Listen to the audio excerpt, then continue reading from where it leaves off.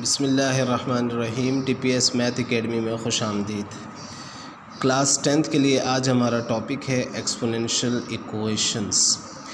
Exercise 1.3 का question number 12 से 14 तक, यानी क्वेश्चन नंबर 12, 13, 14 इस टाइप ऑफ इक्वेशंस के मुतालिक है। सबसे पहले हम पढ़ेंगे कि व्हाट इज़ एक्सपोनेंशियल इक्वेशन। तो exponential equation an equation in which variable occurs in exponent, यानी कि ऐसी इक्वेशन जिसमें वेरिएबल आपके पास एक्सपोनेंट में आ जाए, ऐसी इक्वेशन को हम एक्सपोनेंशियल इक्वेशन कहते हैं। क्या मतलब, देखिए फॉर एग्ज़ाम्पल आपके पास 2 है, इसकी पावर आ गई x + 1 = 9। फॉर एग्ज़ाम्पल ये इक्वेशन है। अब यहाँ देखिए आपके पास वेरिएबल कहाँ आ गया, एक्सपोनेंट में आ गया। जब किसी भी इक्वेशन के अंदर वेरिएबल आपके पास एक्सपोनेंट हो, अब ये ज़रूरी नहीं है कि आपके पास वो कांस्टेंट की पावर वेरिएबल हो, मतलब ये वेरिएबल की पावर वेरिएबल भी हो सकता है, लेकिन वो बड़ी क्लासेस में। तो छोटी क्लासेस में यानी कि क्लास 10th के लिए हमारे पास ये हमेशा एक कांस्टेंट की पावर जो है वेरिएबल होगी। इस किस्म की जो इक्वेशंस होंगी उन्हें हम क्या कहेंगे, एक्सपोनेंशियल इक्वेशन। तो एक्सपोनेंशियल इक्वेशन को किस तरह से हल किया जा सकता है, एक एग्जांपल के थ्रू हम देख लेते हैं। देखिए बेटा, एक्सरसाइज 1.3 का क्वेश्चन नंबर है 12। 4 × 2 ^ 2x + 1 - 9 × 2 ^ x + 1 = 0। अब यहाँ कांस्टेंट की पावर एक वेरिएबल आ गया है। यहाँ देखिए एक्सपोनेंट के ऊपर है, एक्सपोनेंट जो है वो एक वेरिएबल है, इस वजह से हम इसको एक्सपोनेंशियल इक्वेशन कहेंगे। इन इक्वेशंस को सॉल्व करने से पहले हम एक चीज़ ज़रा पर गौर कर लें। देखिए बेटा, हम जानते हैं कि अगर बेसिस सेम हो और नंबर आपस में मल्टीप्लाई हो रहे हों तो उनकी पावर आपस में क्या हो जाती है, ऐड हो जाती है। 2 + 3 हो गई = 2 ^ 5 हो जाएगा। इसी तरह से 3 ^ 2 हो, 3 ^ 1 हो = ये मल्टीप्लाई हो रहे हैं तो इनकी बेसिस आपस में क्या हो जाएंगी, एक्सपोनेंट इनके क्या हो जाएंगे, ऐड हो जाएंगे, क्योंकि बेसिस सेम है। इसी तरह से देखिए 2 ^ x हो, 2 ^ 2 हो, तो अगेन बेसिस सेम है, नंबर आपस में मल्टीप्लाई हो रहे हैं तो पावर इनकी आपस में क्या हो जाएगी, ऐड हो जाएगी। ये हो जाएगा x + 2। अब ये x + 2 आपस में ऐड नहीं हो सकता। अच्छा, अब अगर आपको कोई सवाल इस तरह से दिया हुआ है x + 3, तो अब इसका मतलब ये है कि बेसिस सेम थी, कोई 2 नंबर थे जिनकी बेसिस सेम थी और उनकी पावर आपस में क्या हो गई, ऐड हो गई। तो आप इन्हें अलहदा करके भी लिख सकते हैं, यानी 3 ^ x 3 ^ 3 करके। ये रूल याद रखना है आपने। अब सवाल की तरफ आ जाते हैं, इसके सॉल्यूशन की तरफ आ जाते हैं। यहाँ पर है 4 × 2 ^ 2x + 1, तो यानी यहाँ पर आपके पास बेसिस सेम होंगी यानी और वो फिर आपस में ऐड होंगी। चूँकि ये अनलाइक टर्म्स हैं तो ऐड नहीं हो जाती। अगर 2 + 1 होता तो 3 हो जाता, लेकिन यहाँ 2x है तो वो 1 में ऐड नहीं हो सकता। तो हम इनको अब अलग अलग करके तोड़ लेंगे, जैसे यहाँ पर हमने किया है, इधर जैसे हमने किया है, तो इस तरह से हम इनको तोड़ लेंगे। यानी कि 4 × 2 ^ 1 × 2 ^ 2x - 9 × 2x + 1 = 0। 4 × 2 ये हो जाएगा 8 और 2 ^ 2x - 9 × 2x + 1 = 0। इसको इक्वेशन नंबर 1 कह दें। अब इनमें देखेंगे जो छोटी पावर होगी उसको लेट करेंगे। x की जो यानी 2 की जो छोटी पावर होगी हम उसको लेट करेंगे। यहाँ 2 ^ x है और यहाँ 2 ^ 2x है, तो यहाँ हम लेट कर लेंगे जो छोटी पावर है 2 ^ x, इसको लेट करेंगे = y है, इसको a कहते हैं। तो अब देखिए देन आपके पास 2 की पावर 2x किसके बराबर हो जाएगा, y² के बराबर हो जाएगा। इक्वेशन 1 बिकम्स, अब इक्वेशन 1 क्या हो जाएगी आपके पास, 8 8 की पावर 2x बराबर हो जाएगा वाई स्क्वायर के minus 9y plus 1 is equal to 0। अब इस इक्वेशन को हम बआसानी फैक्टराइज कर सकते हैं। 8y square minus 8y minus y plus 1 is equal to 0।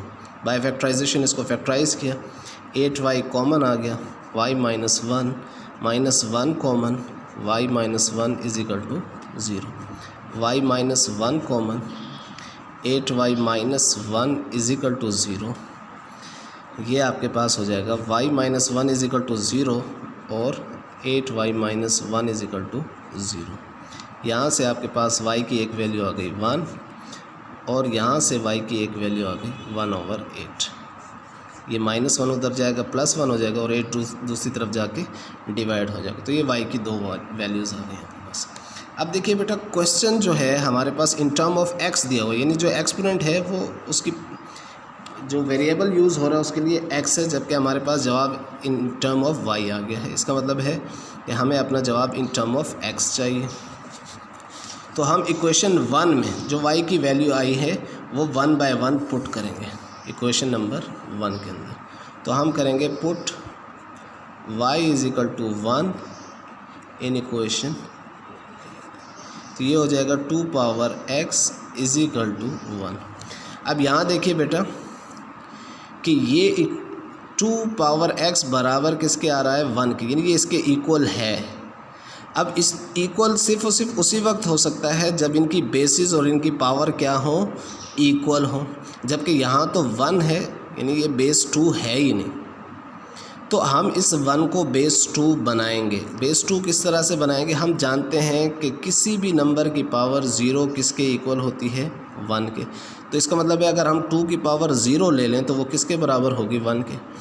तो 2 power x is equal to 2 power क्या हो जाएगी 0। अब बेस सेम हो गई तो एक्सपोनेंट को आपस में कंपेयर करा लेंगे तो x बराबर किसके आ जाएगा, x की वैल्यू आ जाएगी आपके पास 0। ये आपके पास पहला आंसर आ गया।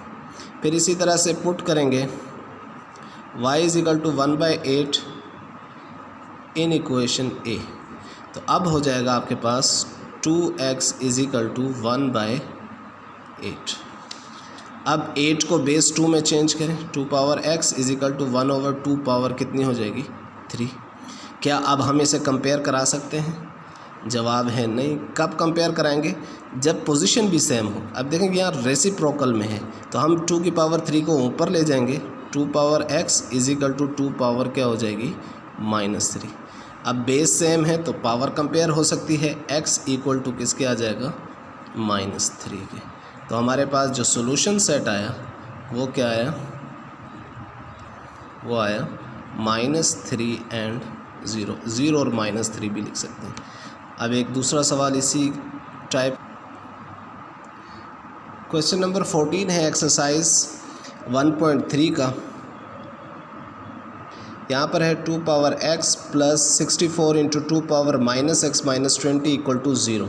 अब ये जो -x है, 2 की पावर -x है, तो हम अगर इसको रेसिप्रोकल में ले आएँ तो पावर क्या हो जाएगी प्लस हो जाएगी, यानी 2 पावर x प्लस ये हो जाएगा 64 power 2x minus 20 is equal to किसके 0 के। अब यहाँ पर एक ही तरह की पावर है, यानी कि 2 की पावर x एक ही तरह की एक्सपोनेंशियल टर्म है, तो हम लेट कर लेते हैं इसको, इक्वेशन नंबर 1 कह देते हैं। लेट कर देते हैं 2 power x is equal to y के इक्वल, इसको a कह दिया। देन इक्वेशन 1 बिकम्स, इक्वेशन 1 क्या हो जाएगी, 2 पावर x की जगह क्या आ जाएगा y plus 64y minus 20 is equal to 0। अब डिनोमिनेटर में से y ख़त्म करना है तो y को मल्टीप्लाई कर देंगे each term of the equation. जब y को मल्टीप्लाई करेंगे तो y multiply y plus y multiply 64y minus 20 multiply y is equal to 0। तो ये y और ये y आपस में cancel, y square plus 64 minus 20y is equal to क्या हो जाएगा 0 पे। और हम इसको अरेंज कर लेंगे, यानी स्टैंडर्ड फॉर्म में लिख लेंगे y minus 20y plus 64 is equal to 0। Factorize कर लेंगे तो अब ये देखिए फर्स्ट टर्म 64 आ जाएगा, दो टर्म्स नंबर मल्टीप्लाई करें 64 आए, आपस में उन्हें ऐड कीजिए 20 आ जाए। यहाँ पर आप लेक्चर नंबर 1 में देख सकते हैं, समझाया है कि किस तरह से हम फैक्टराइजेशन कर सकते हैं। Y square minus 16y minus 4y plus 64 is equal to 0। y common आ गया, y minus 16 minus 4 common, y minus minus plus y minus plus minus 16 is equal to 0। तो आपके पास y माइनस 16 कॉमन आया, y minus 4 is equal to 0। अब दोनों का product 0 है तो y minus 16 is equal to 0 और y minus 4 is equal to 0। तो एक y की वैल्यू आपके पास आ जाएगी 16 और दूसरे y की वैल्यू आ जाएगी आपके पास 4। अब क्वेश्चन अगेन हमारे पास इन टर्म ऑफ x है, तो हमने जो y की वैल्यू पुट की है वो इक्वेशन नंबर 1 में रखेंगे।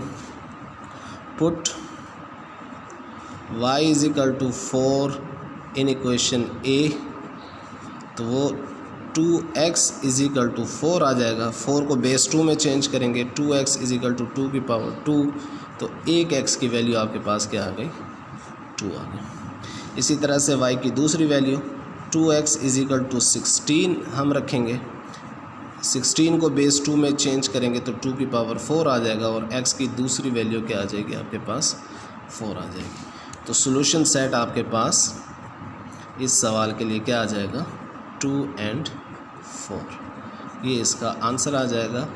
ये बड़ी इम्पोर्टेंट टाइप है और इसमें से क्वेश्चन आ सकता है 4 नंबर का लॉन्ग क्वेश्चन। ये था आज का लेक्चर। इंशाल्लाह नेक्स्ट लास्ट टाइप होगी एक्सरसाइज 1.3 के नेक्स्ट लेक्चर में। जब तक के लिए अपना ख्याल रखिएगा। अल्लाह हाफिज़।